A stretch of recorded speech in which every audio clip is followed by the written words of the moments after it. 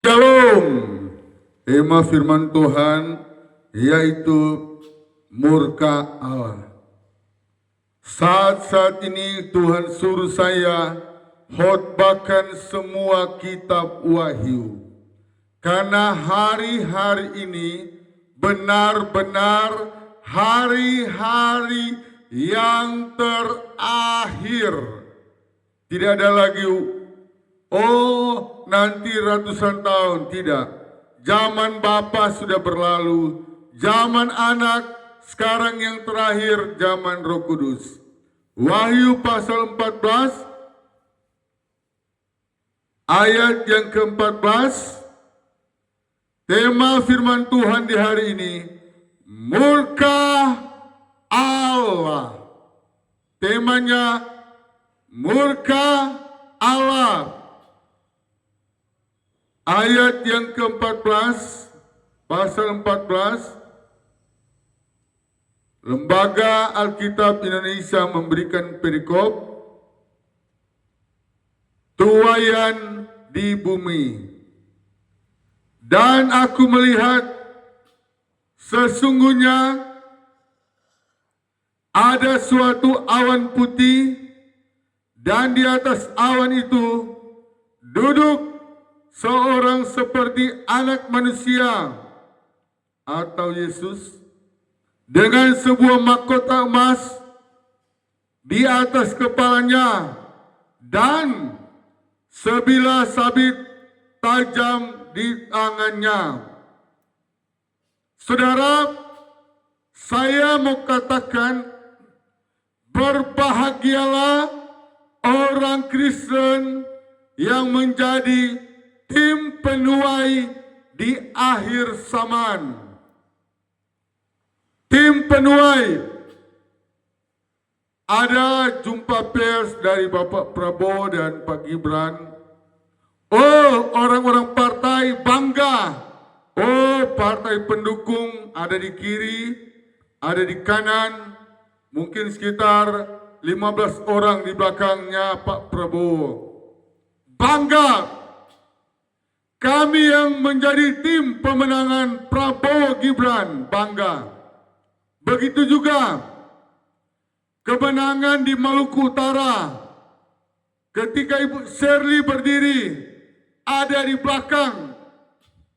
Di Papua, Pak BTM, Benur Tomimano berdiri, ada orang-orang di belakang. 10 sampai 15 orang. Partai-partai pendukung bangga. Berdiri tegap supaya orang kenal. Yang memenangkan Bapak BTM, Bapak A. Yang memenangkan Ibu Shirley di Maluku Utara, Ibu B. Yang memenangkan Prabowo Gibran partai ini Gerindra, Golkar, PSI dan lain-lain. Dan mereka adalah ketua-ketua umum yang berdiri. Bangga. Dada kasih ke muka supaya orang lihat, orang kenal. Tetapi orang Kristen, saya mau katakan, harus berlomba-lomba dan bangga menjadi tim penuai Yesus Kristus di akhir zaman. Kami bangga. Kami punya program bangun 200 gereja. Dan hari ini sudah ada 7 pelayanan. Kami bangga bahwa yang kami kerjakan adalah melayani Tuhan. Kami tidak bersantai. Kami tidak pangko-pangko kaki.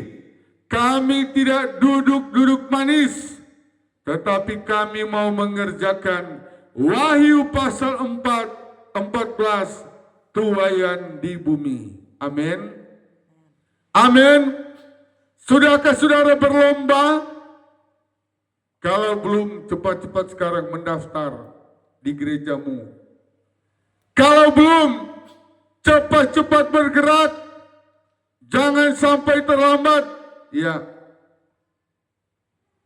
Jadi di atas kepalanya dan sebilah sabit tajam di tangannya. Iya. Ayat 15, maka keluarlah seorang malaikat lain dari bait suci dan ia berseru dengan suara nyaring kepada dia yang duduk di atas awan itu, ayunkanlah sabitmu itu dan tuailah. Saudara yang hanya pangku-pangku kaki, yang hanya tidur-tidur di rumah, yang hanya urus pekerjaanmu, silakan. Alkitab tidak pernah maksa lu, enggak. Tetapi saya mau sampaikan firman Tuhan ini, apabila engkau hanya duduk-duduk manis, berbahaya engkau. Berbahaya, karena ada hukuman yang besar akan masuk dalam pemerintahan antikris. Saudara akan masuk, saudara akan disiksa, saudara menderitanya, mau bilang 100 kali lipat ada, karena pemerintahan antikris. Belum mereka sembuh, lehermu dipotong ulang. Belum mereka sembuh, matamu dicungkil ulang. Jadi sepertinya mata dia mulai sembuh, dicungkil lagi. Tangan putus, nak mati, dia mulai tersambung ulang, dipotong lagi. Wow, ini penderitaan yang super berat. Penderitaan yang tidak bisa dikatakan dan tidak bisa dilukiskan. Ayunkanlah sabitmu dan tuailah. Kitab Injil berkata, pergilah. Kami dari Entrop, kami pergi di Doyo Baru, ada sekitar hampir 50 km jaraknya, hanya untuk melayani seorang janda, Ibu Noke. Maaf, Ibu Noke yang suaminya dari Muslim. Kami kasihan, suaminya dari Doyo, antar dia, suaminya tunggu di PTC, Ibu Noke ini beribadah. Dan kalau sudah selesai, dia telepon suami, datang jemput, bawa hampir 50 km dari Entrop. Disitulah gereja cabang kami berdiri. Tahun 2014, 10 tahun yang lalu sudah genap, tanggal 6 April. Kami hanya pakai motor, bertiga di motor, satu di depan, dua di tengah. Kami ayunkan sabit sampai di Doyo sana. Kami melayani sampai kehujanan di jalan, kelaparan di jalan, tahan rasa kencing, tahan rasa buang air besar di jalan. Dan yang kami pergi adalah ekonominya sangat dapat sayang. Jadi kami melayani berkorban bensin, kami melayani berkorban makan di jalan, tahan kadang-kala sudah kelaparan di jalan. Kami sedang ayunkan sabit untuk penuaian. Dan kalau ada hamba-hamba Tuhan yang mendengar khotbah ini, yang masih malas menginjil, mari bangkit dan rajin menginjil. Kalau ada tim doa kami yang masih malas berdoa, yang masih kurang berdoa, bangkit berdoalah. Karena ini keinginan Tuhan, supaya banyak orang diselamatkan. Sampai hari ini saya selalu katakan, sudah 1 bulan lebih, ada sariawan besar di lidah saya. Tetapi demi untuk menyampaikan firman, saya harus berjuang tahan sakit di lidah saya, supaya firman Tuhan tersebar sampai ke seluruh dunia, supaya banyak yang diselamatkan.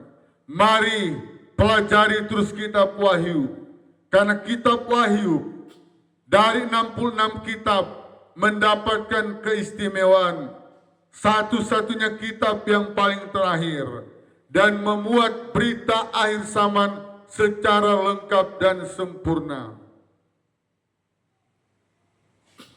Karena sudah tiba saatnya untuk menuai, sebab tuaian di bumi sudah masak. Saudara, di Irak, orang-orang yang kaya raya, Iran, negara Arab yang sangat kaya raya, Pakistan, saudara, kami banyak melayani. Orang kalau kaya raya sulit dimenangkan, sulit dihotbahkan. Tetapi kalau Irak yang fanatik keras, garis keras, mereka ribuan orang percaya Yesus. California, baptisan massal. Orang-orang kaya di Amerika, mereka saat ini sementara bertobat karena kitab Wahyu berkata bahwa sebab tuaian bumi sudah masak. Jadi kami bangga, kami sementara menyampaikan firman Tuhan. Tuaian sudah masak, firman Tuhan berkata. Dan kami bangga saat ini hanya kemarin hari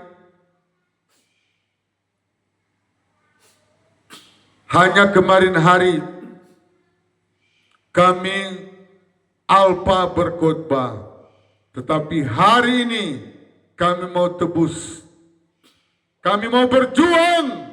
Tuaian sudah masak, dan Ia yang duduk di atas awan itu mengayunkan sabitnya ke atas bumi, dan bumi pun dituailah.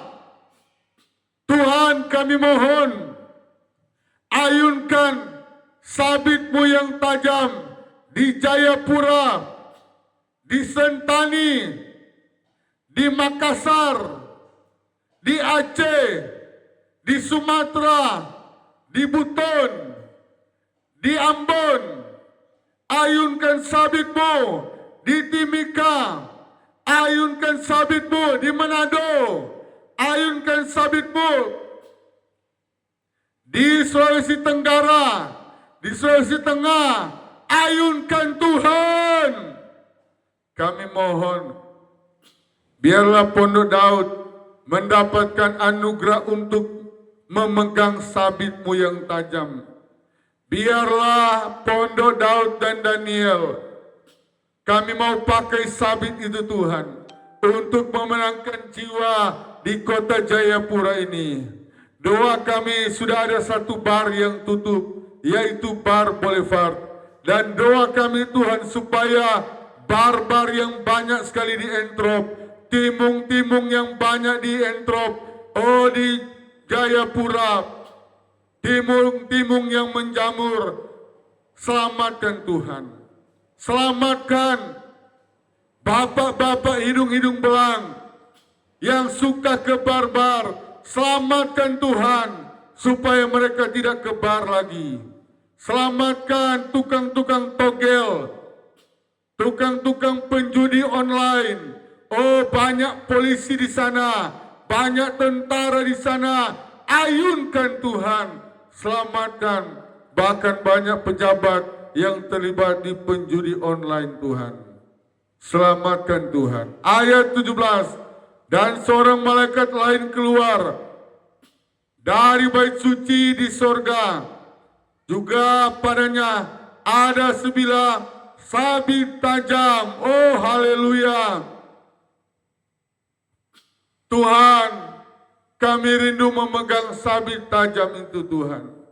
Sabit yang tajam untuk tanah Papua ini, supaya orang-orang pegunungan diselamatkan, orang-orang pesisir pantai diselamatkan, orang-orang asli Papua, semua pendatang dari Sabang sampai Merauke, selamatkan Tuhan.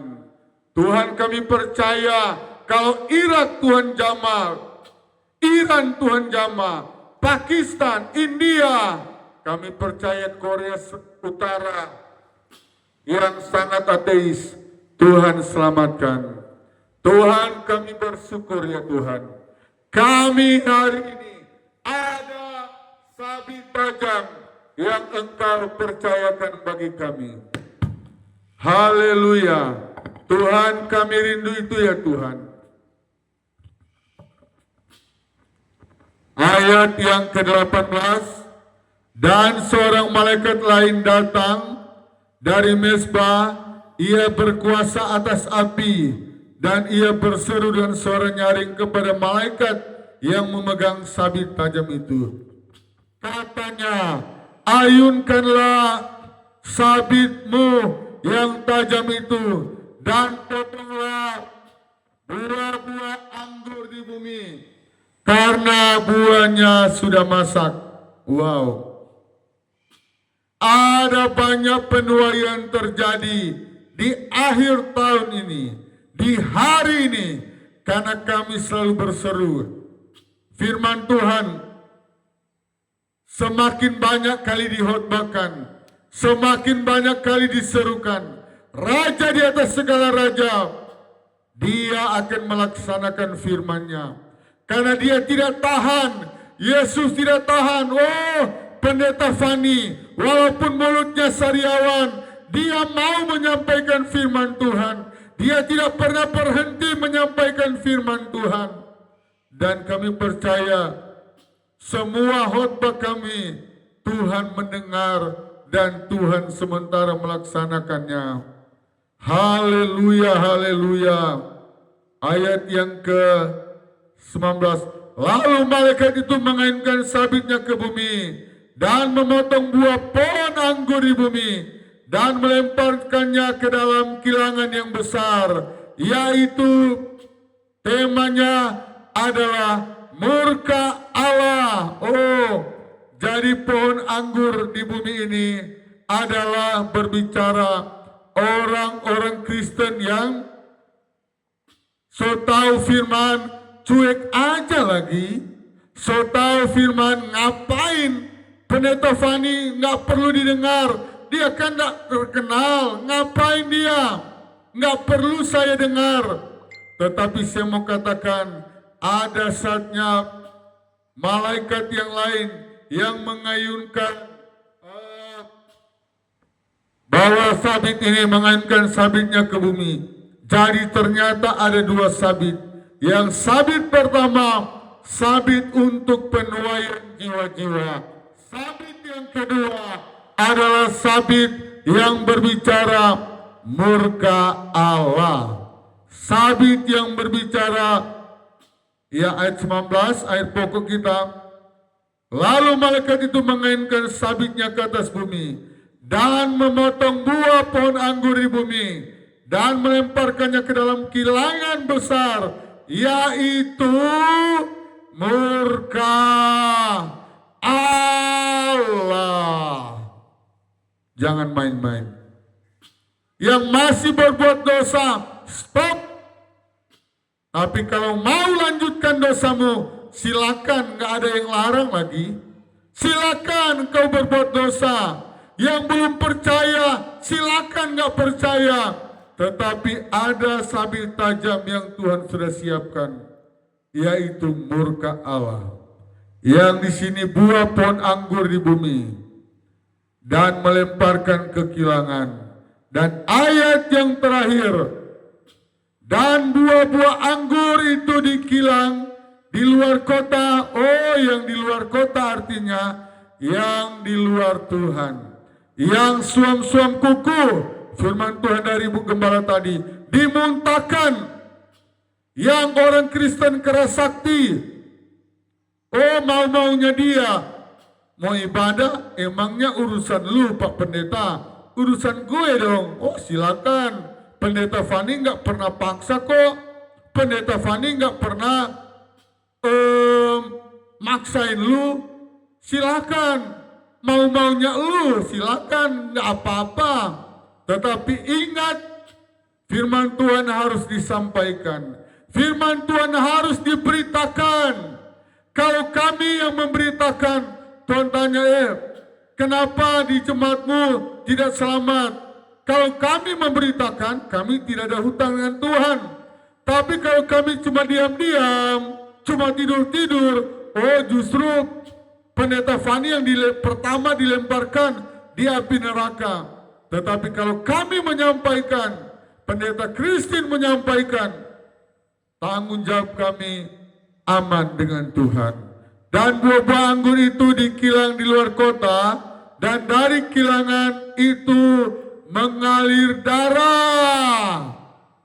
Tuhan akan membunuh orang-orang yang pandang enteng dengan firman, pandang enteng dengan pendeta. Kalau pendeta Gilbert boleh, dia terkenal. Kalau pendeta Henny Kristianus, dia boleh terkenal. Kalau pendeta Fani, pendeta Christine, orang desa, nggak perlulah, ya silakanlah. Kami selalu berkhotbah, kami nggak mau maksain, silakan. Tetapi tugas kami, tanggung jawab kami sampaikan. Lu mau dengar, mau tidak, itu bukan urusan gue lagi. Urusan engkau dengan Tuhan. Tuhan akan membalas. Di sini ayat 20 yang terakhir. Mengalir darah, tingginya sampai ke kekang kuda, dan jauhnya 200 mil. Wow, darah manusia yang tidak takut Tuhan mengalir 200 mil. Ternyata banyak manusia yang kepala angin, banyak manusia yang kepala batu, banyak manusia yang tidak mau dengar firman. Tetapi pada hari penghakiman, pada hari akhir zaman, pemerintahan antikris, darah mereka tingginya sampai ke kekang kuda, dan jauhnya 200 mil. Luar biasa jauhnya. Jadi mari, firman Tuhan saya mau tekankan yang pertama, mari berlomba-lomba jadi tim penuai. Berlomba-lomba menjadi tim penuai, penyelamat orang-orang di akhir zaman.